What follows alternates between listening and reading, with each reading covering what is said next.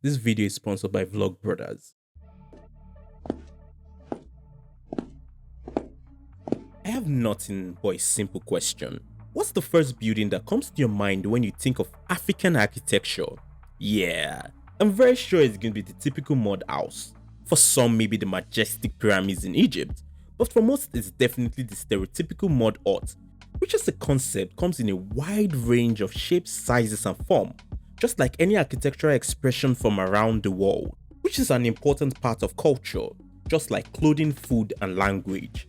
So much so that some cultures and entire regions have a distinctive architectural style, from the Chinese in East Asia, the Aztecs in South America, and the Anglo-Saxons in these buildings serve as recognizable symbols for their respective cultures.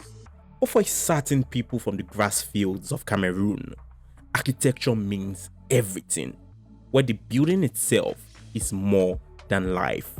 Break.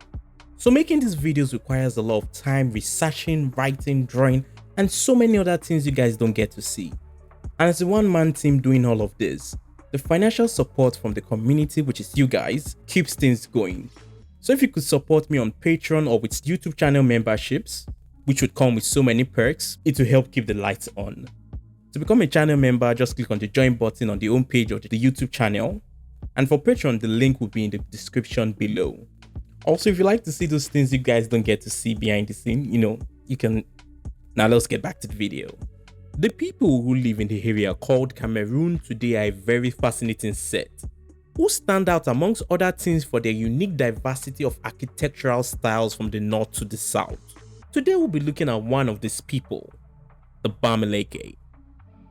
The early history of how the Bamileke came to be deserves its own dedicated video, but to keep things short, starting around the 18th century, due to pressure from the Trika and the Fumbe, their ancestors in small successive waves migrated and settled the Bamunda's Grassfields. The word Bamileke is used to describe the 90 decentralized chiefdoms around the plateau of the Bamunda Grassfields. Bamileke chiefdoms are highly organized, with each chiefdom having a head chief called the Fon, who acts as a military, judicial, and spiritual leader. He is aided in the running of the kingdom by a council of nobles called the Cameroon. But this video is not about Bamileke society. We came to know why for the Bamileke, architecture is more than life. So a second question, what's the value of a house to you? Please, I beg you, do not go looking up house prices. Let's just pretend we can afford them for now, okay? For most people, a house is somewhere to live in, start a family or not, and be all around comfortable. But for the Bamileke, a house means everything. Your house is you. To show you what I mean, let me transport you back to the past. The year is 18 something, and it's a beautiful day in Banjul, one of the many Bamileke chiefdoms. The mountains and forests are green and brimming with life. And you, like I said, the most important thing is to build your house. Well, it's more like two houses depending on how high you aim to move in society. For now, you are born to a simple Bamileke household. Your father is a woodcarver and your mother is a farmer, like all women in Banjul. The first step to building a house is to be born a male, as females are barred from building and entering the second type of house you will have to build, called the Shang, which is a meeting house any Bamileke man who hopes to reach the top of society must build. It serves as a symbol of his wealth, marital status, and even his bravery in battle. Anything and everything he becomes would be determined and shown by his Shang. It's been a few years since we last saw you. You've grown a bit taller and now can follow your father to work. He's going to carve a pillar and a frame of an entrance. You leave your home and head towards the center of the town, where the market and cha are located. As you enter, you are in awe of the Bondi, the centerpiece of the cha, topped with a massive cone-shaped thatched roof, which is a feature of all Bamileke buildings. There are also motifs on the wall of the Bondi, the shape of which you have noticed on your older sister's belly. The designs will be added to when she's married and also when she gives birth. The reason why this is done may be controversial today, but back then it was done to signify the importance of a woman to society.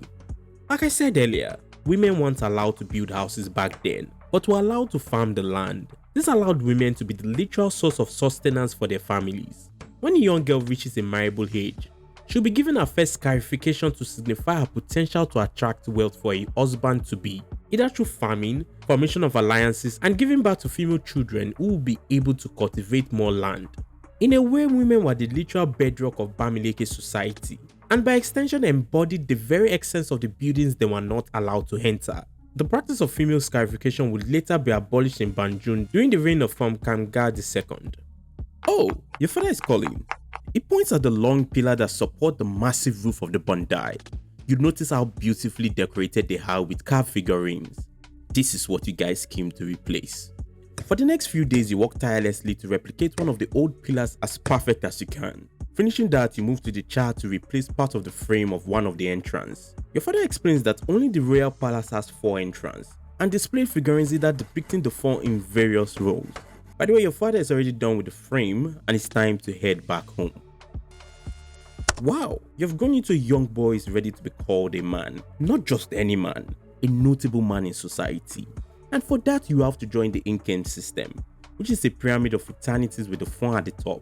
The more Mkems you can join, the higher on the ladder of society you would climb. So how do you join the Mkem? Well, you have to build a structure called the Tansum, a building that will undergo continuous renovations to resemble the Fon's Bondai, especially as you join more Mkem as it becomes your Shang. But beware, the location you pick to build on is extremely important. In Bamileke, elevation plays an important role in society. Lowlands are considered to be prime real estate, as they are usually close to a water source. High elevations like the rim of a mountain or hill are seen as undesirable lands for the lower classes and may hinder your chances to join the more prestigious Mkem. It's been a few months since you built your Tansum, and it seems you're ready to take a wife, but you have to build a house for your wife. Luckily, you are a member of the Manjong, an Mkem dedicated to construction. You also call in favors from family and friends to help you out. Everyone has an important role to play. After the land is cleared and the dimension of the foundations are measured out, women dig out the base of the foundation. Timber is then erected at the 4 points to act as pillars of the house. Then stones and mortar are used to secure the timber pillars.